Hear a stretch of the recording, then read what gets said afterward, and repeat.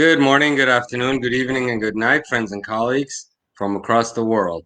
Welcome to our second session of our Podinar series this weekend with the Academy of Oral Surgery, where you can earn up to 10 CE units. Please watch the entire session till the end, and there will be a link with instructions. To watch it is complimentary, but to earn your CE, you'll need to go through a certain process.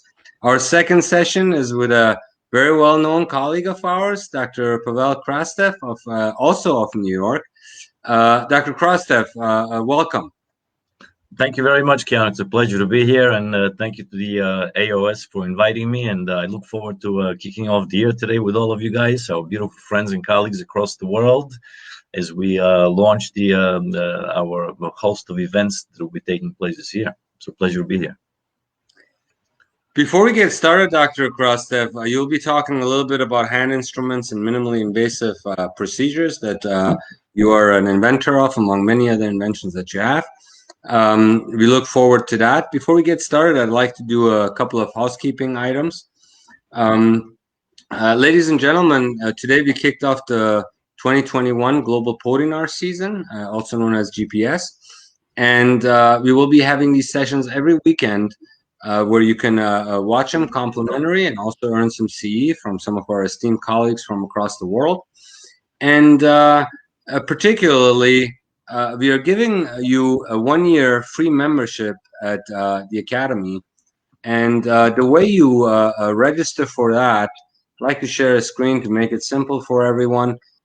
There's going to be a lot of benefits of being a member of the AOS, and they're listed on the website.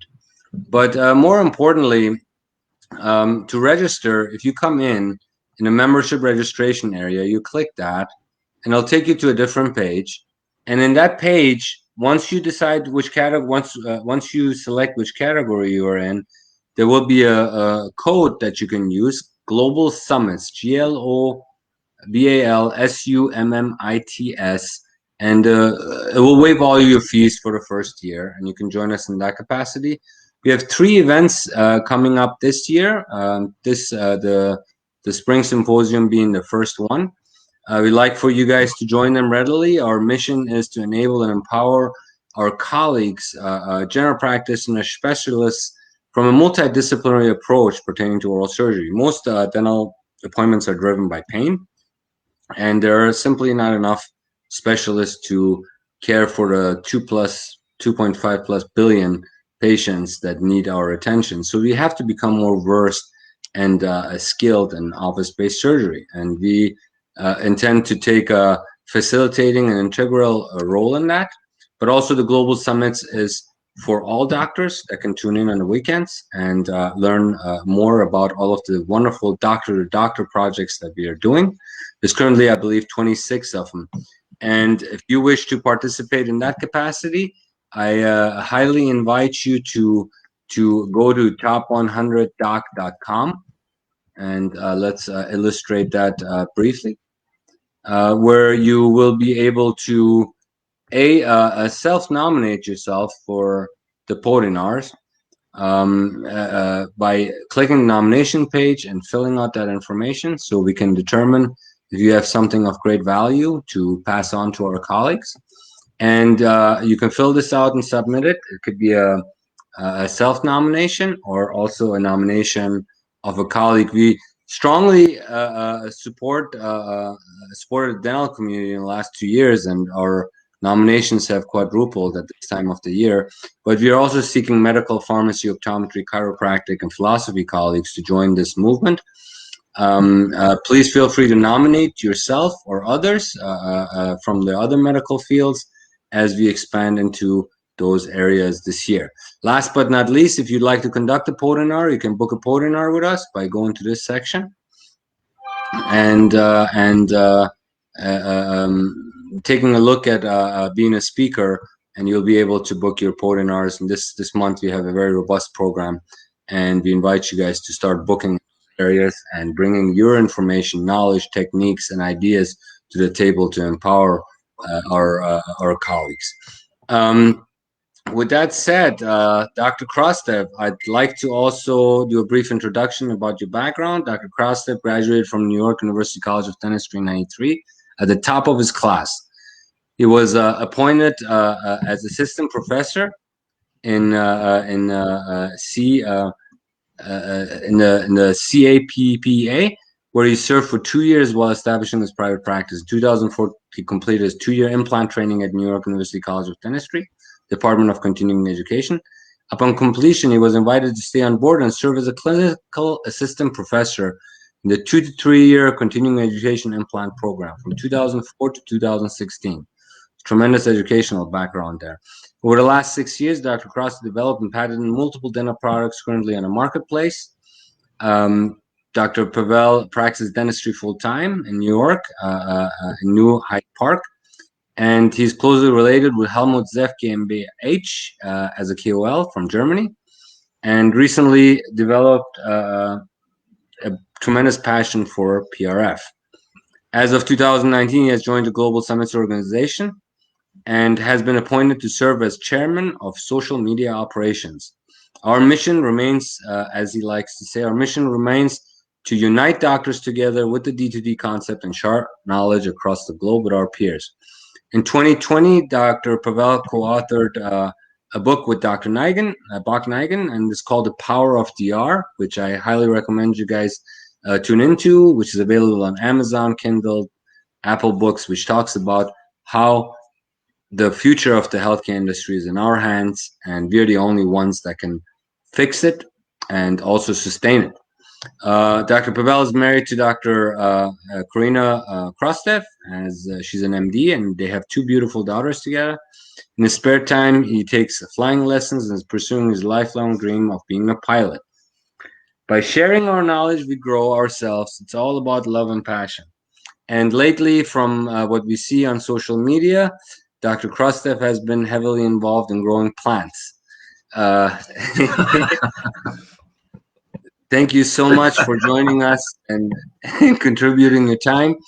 We're very much looking forward to this presentation. So, Dr. Krastev, tell us a little bit about your passion, why you come to the table, why you bring so much to our colleagues without ever asking for anything in return. Well, Dr. Shah, thank you first of all for having me. I appreciate the invitation. And hello to all. Hello, friends. Hello, colleagues. I hope everyone is well, and welcome. Welcome to this program. Well, you know, I love sharing. And when you teach, you have to love to teach. The old cliche of, you know, you see one, you do one, you teach one. Well, teaching is I don't think it's for everyone. It's for people who enjoy sharing knowledge, and it's important to share what you know freely. No one has all the answers for everything, and I believe strongly that collaboration between friends and other doctors is such a great way to learn and to expand our knowledge and skill sets in what we do to treat patients.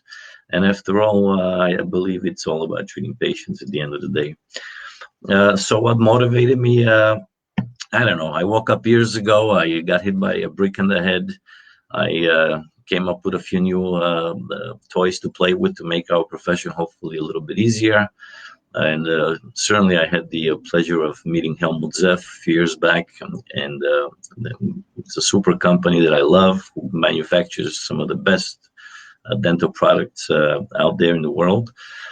So I'm a KOL for them. I'd like to mention to everyone that I do earn small royalties on my products that I've created. So that's just a disclaimer I'd like you guys all to know. So great to be here, Dr. Shah. I hope I answered your question. Maybe I went on a tangent a bit. Yes, that was wonderful. Can you please tell us a little bit about what brought your idea about this minimally invasive approach of creating a hand instrument that a lot more people can use versus the advanced technology that we have limited to a select group of people that can afford it? Well, the VGO, first of all, I'm a big believer that when I do surgery, when I have the option, I like to make the osteotomy, which I'll call for the sake of simplicity a hole today, just a hole. Osteotomy equals hole. When you're making the hole, if you can make the hole without generating heat, and when you can make it with a hand rotation, meaning that you can control fully the rate of dilation. That's a great benefit, in my opinion. And also, patients, when we do implant surgery, they hate all the water going down their throat, and they're choking on it, and the machine is vibrating. When you use the VGO system, you are making a pilot hole conventionally, and then introducing the osteotomes with a patented special taper that we feature, which is the secret behind the VGO, is the taper. And then you're essentially making that osteotomy bigger and wider, and you're densifying the bone, improving the quality of the bone, and then placing your implant. And the patient, the feedback that we get is that they love the fact that you don't have all this water going down their throat. So the VGO is a system I created in order to help predominantly general practitioners who place implants, because for a general practitioner, the bread and butter, at least in my hands, in my office, is the single implant, 2 implants, 3 implants.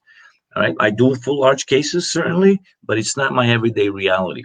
So my everyday reality is a single implant. The VGO is a special product that's almost like having a Ferrari or a Porsche that you bring out on weekends for certain situations. You want to be happy and enjoy the day. So it's not for every case. It has limitations, as most products do.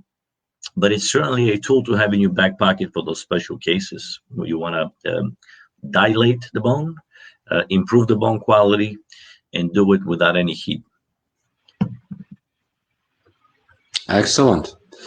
Excellent. So with that said, Dr. Krastev, just as a reminder, ladies and gentlemen, you can claim your CE at the end of the event, at the end of the session, by looking on the comments on the sides. Please don't hesitate to post questions as we go through this presentation. And with that said, please proceed, Dr. Krastev. You have the floor. Thank you so much.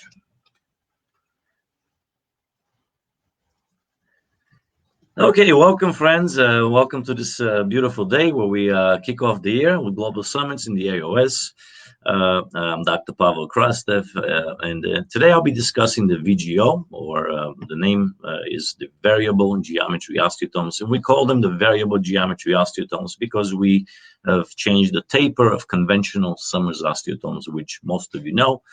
Summers tapers, the Summer taper has been used in many, many years in different formats, different companies.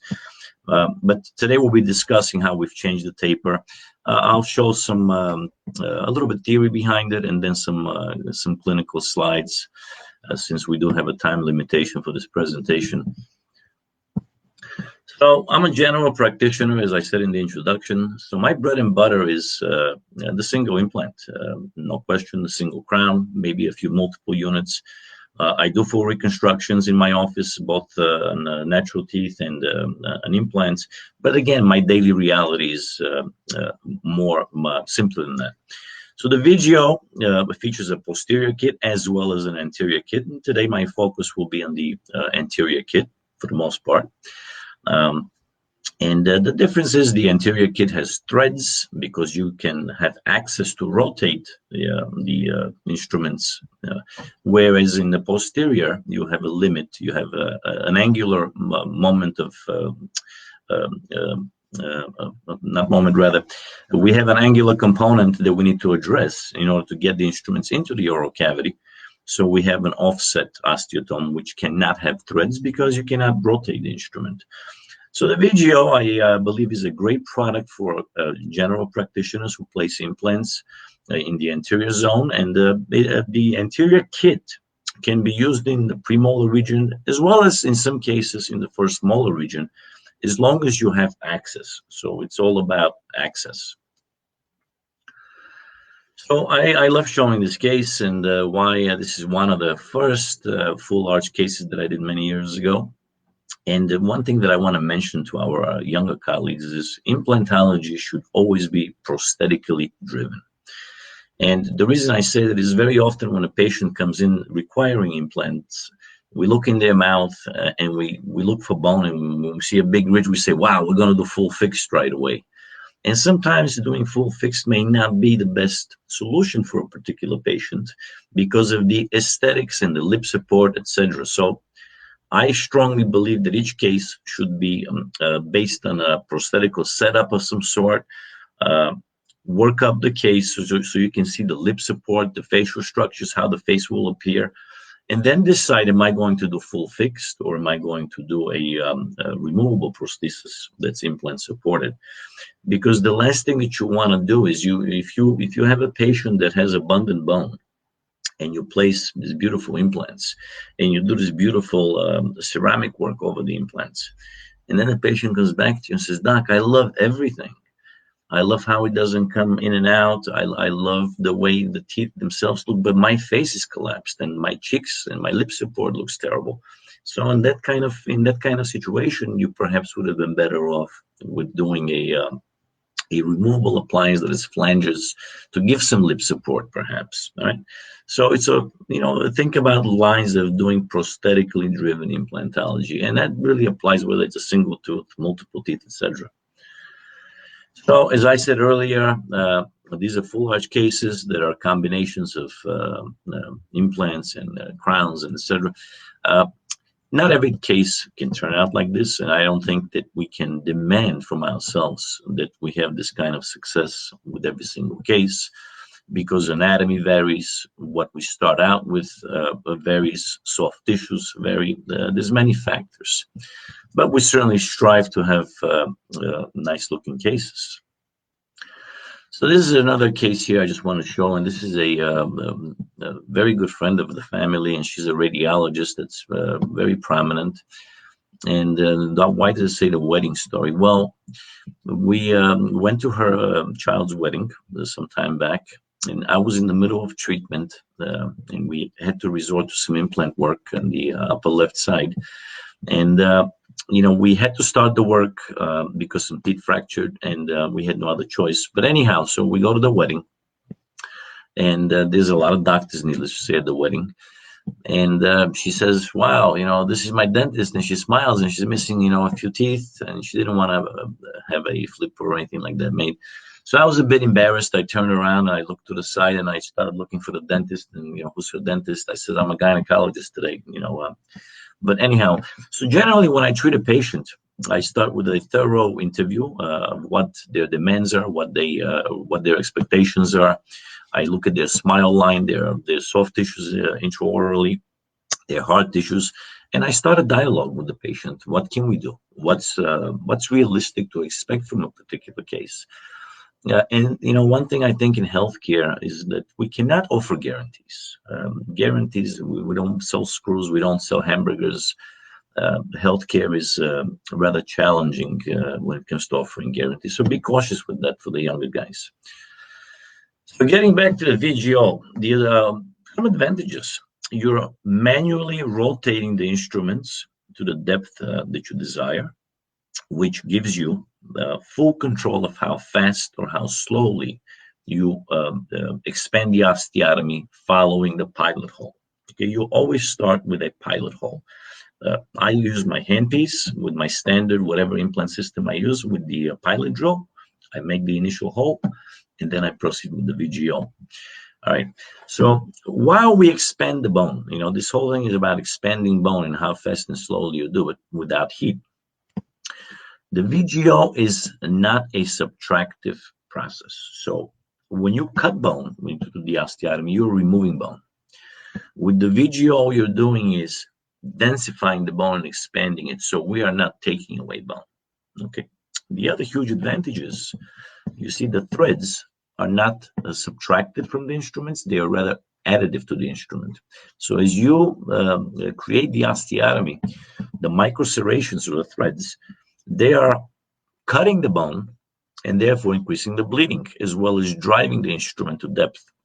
So when you increase the bleeding, what do we get? You have all the growth factors that are in the blood starting to come out. So we're getting bleeding, and we want bleeding, because I have certainly done cases in bone that's been very avascular and very dense, where you do the osteotomy and it looks all white inside, and like there's no bleeding at all. And I've lost those implants. They just did not want to integrate.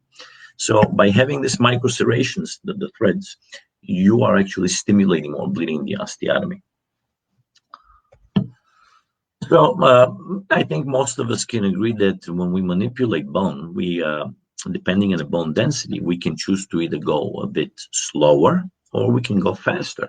So in dense bone, you want to progress and expand slower, all right? Otherwise, you can break it. Softer bone, you can manipulate the instruments faster, all right, and make your osteotomy. So the VGO essentially is a bone preservation concept because you're not removing bone, okay? You're just simply expanding it, improving the bone quality. So it's not a subtractive process.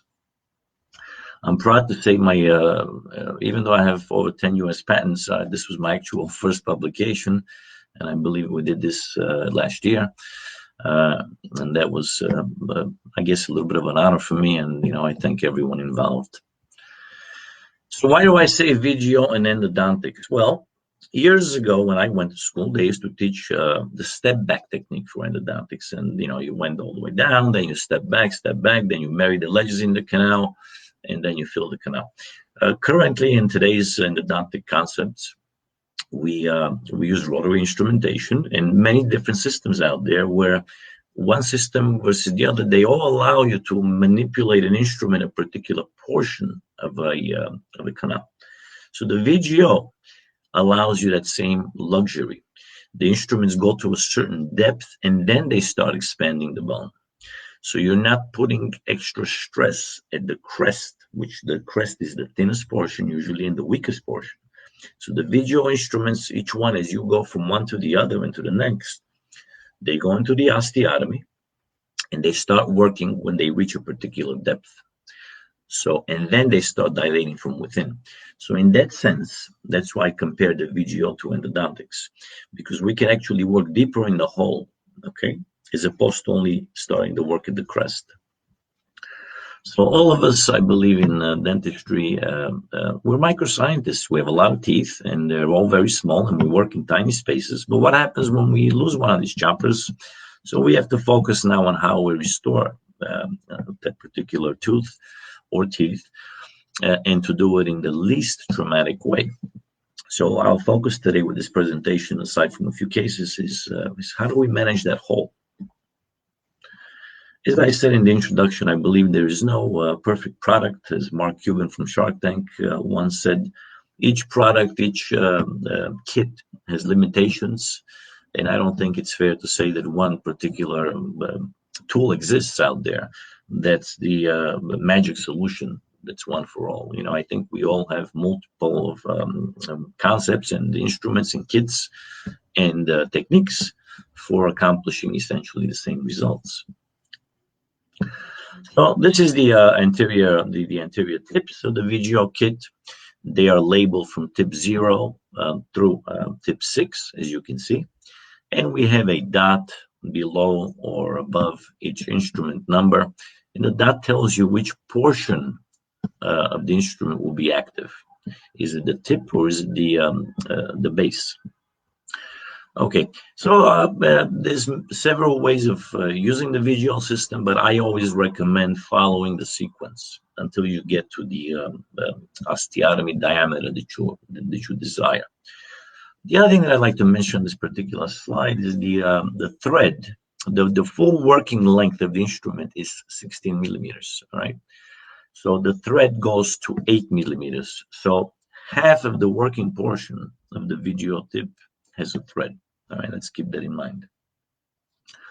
And what happens is the way the formula is designed, and maybe some of you want to take a screenshot of this picture or one of the next ones coming up, where you can study the taper with a piece of paper and ask yourself, well, if this instrument does a hole, and then the next instrument comes in and goes into this hole, what is the next instrument going to do? And then the next and so forth. So this way you will, when you draw it on a piece of paper, you will understand when each tip becomes active and how the system works. It will make sense to you if you draw it out. I highly recommend doing that.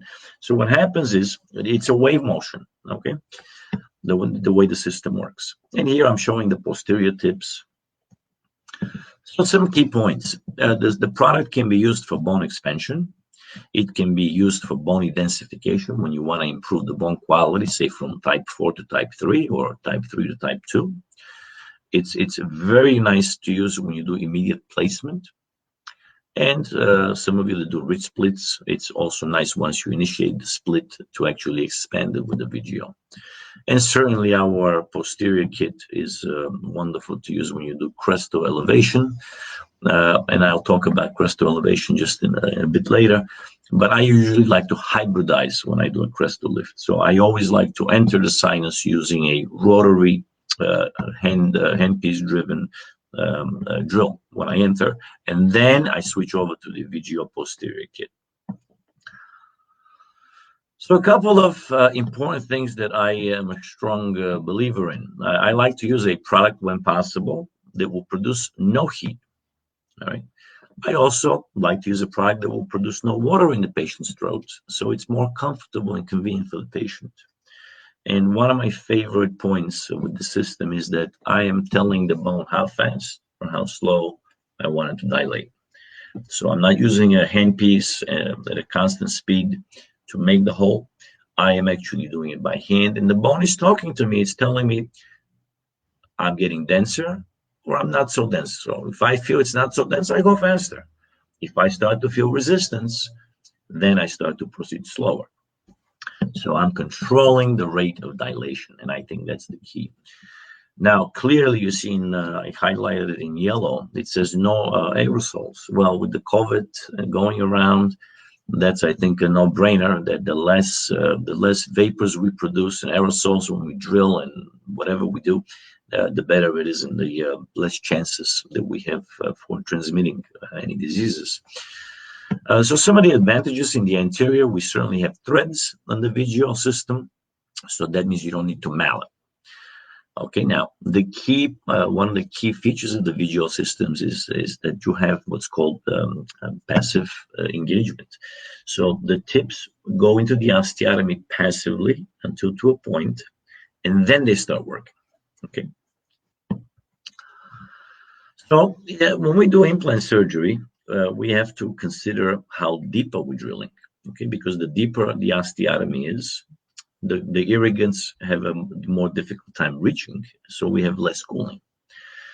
Some systems out there, they spin forward, they spin backwards. So when you're cutting in forward and you're using sharp drills with the cutting efficiencies present, you won't damage the bone. But when you start rotating drills, in my opinion, in different ways, where I don't want to get into too much into which systems I'm referring to, but I like to use fresh drills, sharp drills, and when I use them in backward motion, I'm cautious because using them backwards can burnish the bone and burn the bone.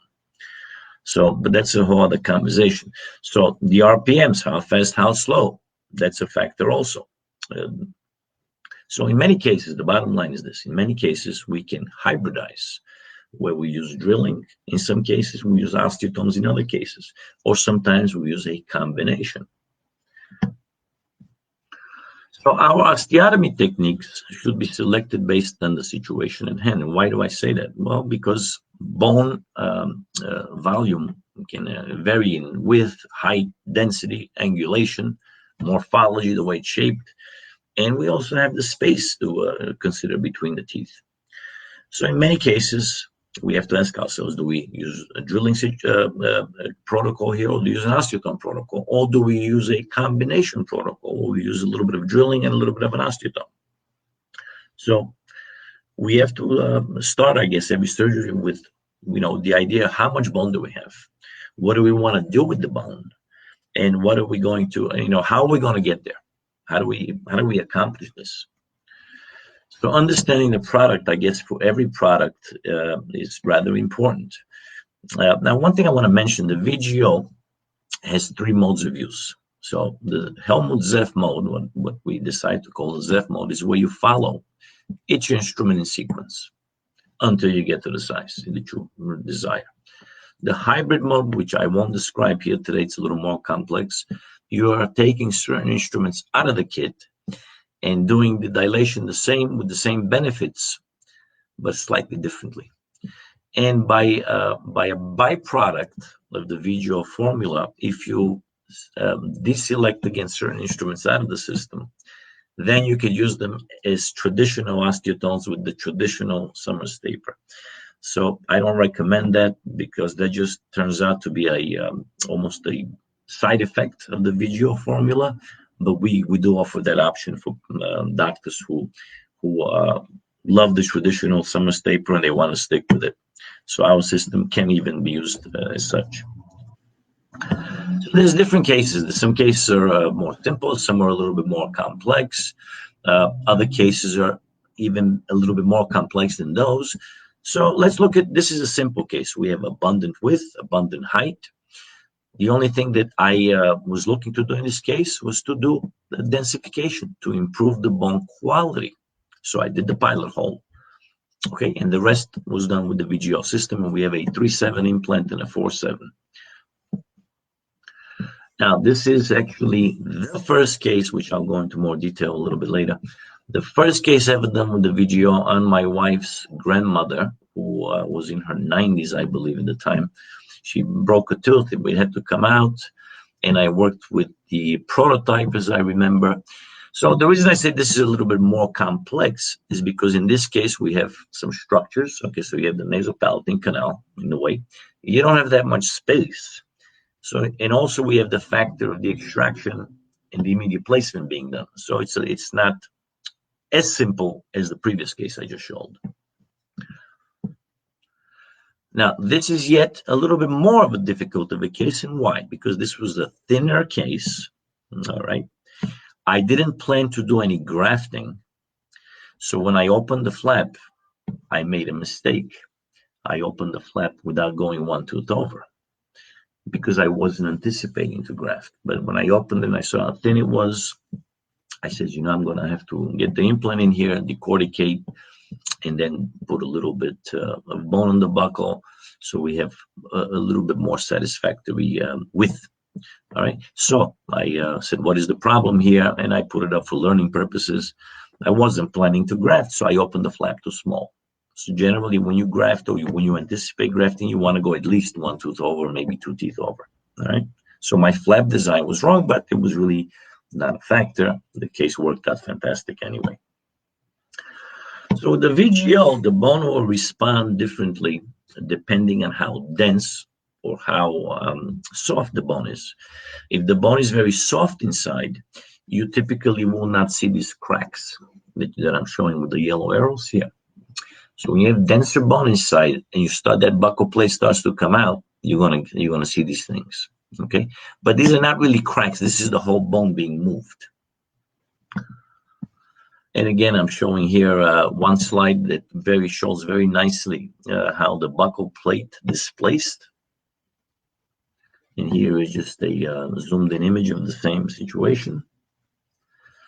Now here, if you guys notice on the right side of the screen, I'm showing the VGO tips complete. And of course, I'm showing the two accessory tips at the end to the right. But if you notice in the surgical slide, I'm showing the cracks against how the bone starts to come out and expand. But I'm also using the prototypes. They weren't finished yet. And I was supposed to do that. I got punished for it.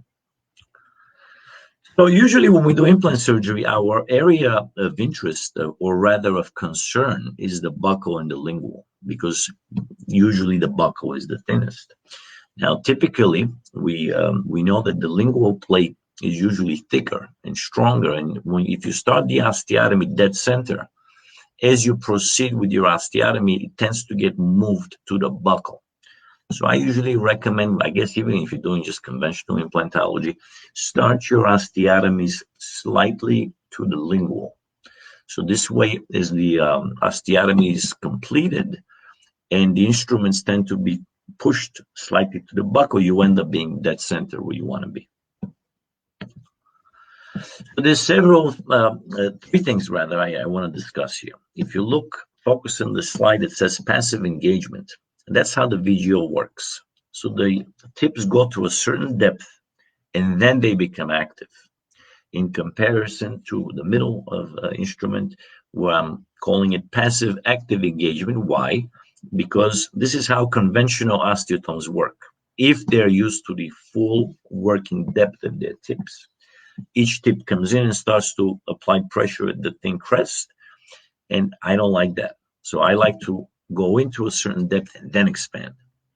And the slide, this portion labeled C, this is something I call non-engagement. So non-engagement is what occurs if you use conventional Summers taper, not to the full depth of the instruments. All right, so if you have a Summers taper osteotome and the full depth, the full working portion is 16 millimeters, but you're only taking to 10 millimeters, then the following instrument that you're going to use is going to create exactly what I show here, non-engagement and crush the bone. So if you draw out a piece of paper, take a piece of paper, draw out the Summers taper, and think about it, and you'll see what I'm talking about. And again, passive engagement is by definition when the instrument goes into a certain depth and then starts to expand the bone. And if you notice the red dots are showing where the hinge axis is. So if you're starting to spread it from within, the hinge axis moves into the deeper bone. If you're using the conventional osteotomes, then you're starting to force the crest immediately to spread, and that's how you break it. And of course, we don't want non-engagement because that's unacceptable because you're going to just crush the bone. So our accessory tips are very useful in very soft bone. You could just do the pilot hole with the accessory tip. And as a good friend, Dr. Kevin Frawley pointed out several times to me, he says when you're using the VGO accessory tip to do the pilot hole, it gives you a very nice tactile sensation of how soft or how dense it is inside. So you know what you're dealing with. And that's a great point he made. Now, if you notice the top tip here, we have a curve. So very often when you're doing immediate placement and you want to engage, you take the tooth out, you have cortical bone lining your socket, right? So usually we want to engage the lingual plate with the immediate implant. So very often when you start doing your osteotomy with a drill, the drill tends to slide from the cortical bone and doesn't want to initiate where you want it to. So that's where these tips are very useful for, because you can put them exactly where you want, give them a tap with the mallet, and then you have a nice purchase point. So this is just showing a schematic here. If you notice the lingual plate right where the green dot is, that's where you would make your purchase point. This is just showing again different places where you may want to start your pilot and which tip you might want to use. So the VGO has two types of tips. I call them Delta 1 and Delta 2 because they work in complete opposite poles to each other. As you see here, Delta 1, Delta 2, I compare salt to pepper, North Pole, South Pole, and of course, without question, men to women. We're different. So, I mean, I won't get into too much detail, but I will say that Delta 1 tips and Delta 2 tips work at different poles. Visually, the Delta 2 tips appear a little thicker because they have twice the taper. So typically, if you look on the left side of the screen, we start with a pilot, and then you start with your first tip of the system, the Delta 1 tip will expand the deeper bone. The following instrument will go into a certain depth and then expand the crestal bone and so forth. It's a wave. That's why I show the wave motion. So initial osteotomy, the Delta 1 tip action is shown in green here. The Delta 2 tip action is shown in red. And here I'm just showing the posterior kit with the color schematics of where each subsequent instrument works. So passive engagement is shown for each subsequent instruments here in this slide. If you look the green lines, and you look at the taper, maybe take a screenshot from this so you can study it later, you will understand that the diameter of the second instrument is a 2. The hole left residually by the first instrument is a 3. So that'll go in passively until it reaches the 8 millimeter mark and then start dilating. And now here I'm showing the points of active engagement. In other words, when will that tip start to work? When it's in the hole of the previous instrument. And here I'm showing the points of passive entrance into the osteotomy, as well as the points of the engagement when the instruments become active.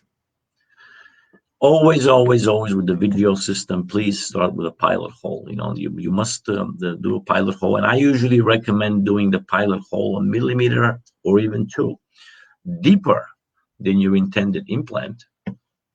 So you have the luxury of deciding, do you want to go subcrestal with your placement or not? Now, of course, you can go deeper only when you have structures that clear you and allow you to do so. And to make sure you're not going to damage anything. So when I say you go deeper, when you can, otherwise you have to stay within the drilling diameter of your implant. So here again, I'm just showing, you should follow the sequence of the instruments and try not to jump around until you learn them, because there is a learning curve, and it takes time to get the hang of it. And again, here, if you take a look at the slide on the right, you see how nicely the bone got pushed out. So this is getting back to my my wife's grandma, who, she fractured central, as you can see, big nasopalatine canal. She comes in, take the tooth out. I have the prototype. I'm not supposed to use it, but I figured, let me try. We take the tooth out, and if you notice, I started the pilot to the lingual. I took a guide pin photo here to see, make sure I'm in the right trajectory, and you can clearly see the nice nasopalatine canal. And here is the placement. We have a nice void that's bigger than 2 millimeters, in my opinion, to the buccal plate. And of course, I graft this kind of cases. Some studies from the past that I remember, they say if that gap is 2 millimeters or less, you don't have to graft. I like to graft everything. I mean, that's just the way I like to do things. So here is the fixture placed. There is the bone graft material on the right side of the screen. And then here is just the transfer impression, the abutment, then the PFM. There is the implant, the first one ever done with the VGO system in the world. And there is the final aesthetics, and grandma was very happy, and she still has it in her mouth, believe it or not. Now, this was a little bit of a challenging case, young woman with a very severe problem only on the right side of the face, on the upper jaw and lower jaw, nothing on the left side. Challenging, the bone looks terrible. So here is the flap.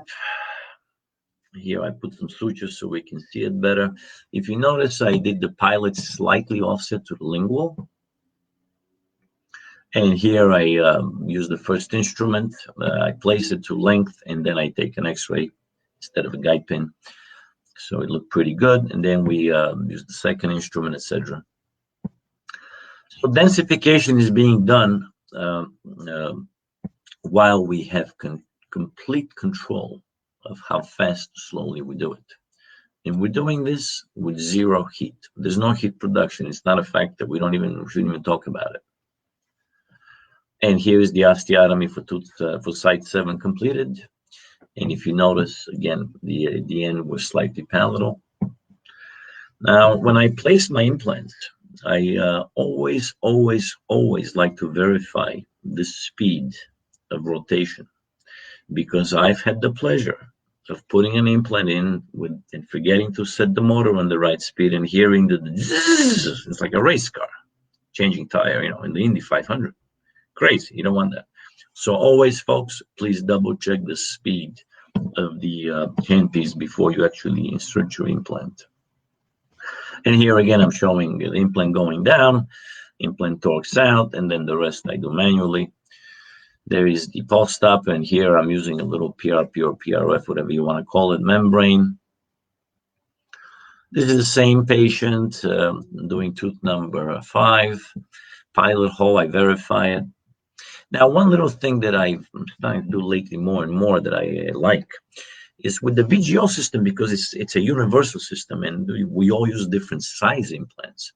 So you will sort of learn which tip applies to which size implant you want to place. But what I like to do lately is when I complete the osteotomy with the VGO, at the end I take the drill from the actual implant system and I place it in. Okay. All right. So I guess we're running short on time, so I'll close it up here, and then we'll take some questions.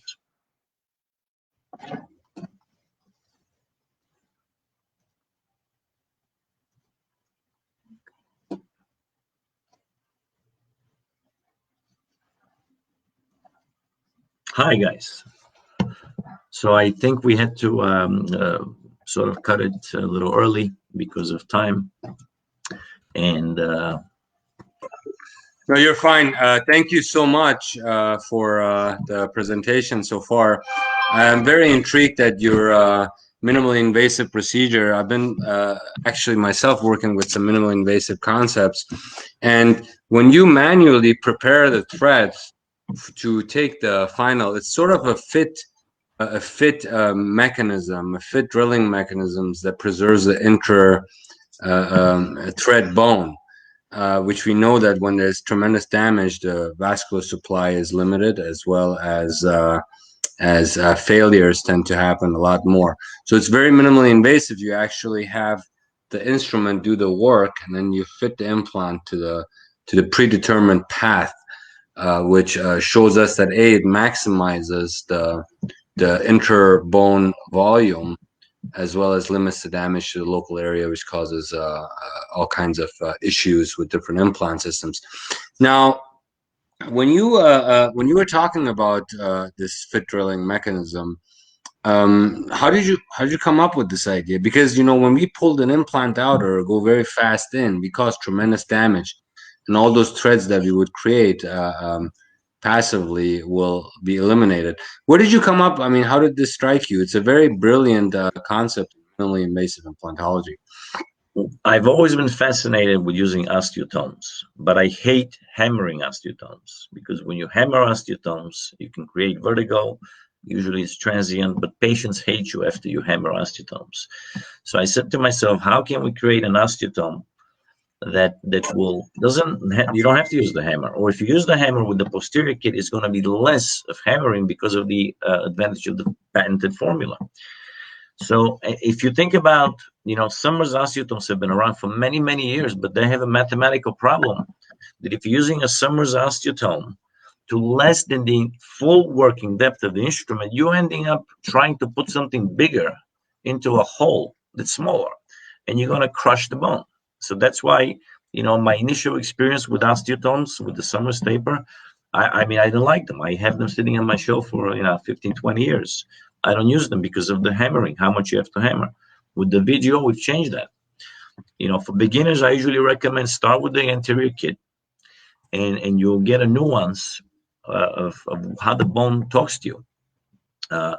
So how I came up with it, by trial and error, by playing for years with formulas and tapers, and then finally we smacked it on the money with the VGO taper, and we actually have multiple patents featuring slight alterations to the actual formula. But Excellent. a lot of trial and error. Lots of trial and error. Well, you're onto something big, considering that the vast majority of implant companies that I'm aware of are trying to find new ways to be minimally invasive and cause a lot less post-operative pain and healing, and all of those things that come with this fit mechanism versus ideas of under drilling and putting bigger implants in, or drilling more and putting wider implants in, and all that stuff. So very, very cool. You guys can reach Dr. Pavel by leaving a message on the sidebar here. Your presentation was very well received. You've had over 200 shares in different groups and pages. We thank you so much for your time. Last but not least, again, as a token of appreciation for everyone that is joining us, we are going to do this 1-year annual scenario for our colleagues that pertains to membership. You can use the Global Summits code and enter in and become a member for your first year without any charges. Enjoy all the benefits. to enable your practice, yourself, and your patients. We welcome you to join us. And our next session will commence in approximately 5 to 10 minutes. Thank you for tuning in. Have a great day, Dr. Goral. If I may just say one last thing, Helmut Zeff is offering a special 15% discount this whole month, right? And just mention the promo code Pavel and AOS. Pavel, AOS, you get 15% off on the VGO. Okay? Yes, please put that also in the comments section, and so they can benefit from that. And thank you so much for this gracious offer. Thank you. Have a great day.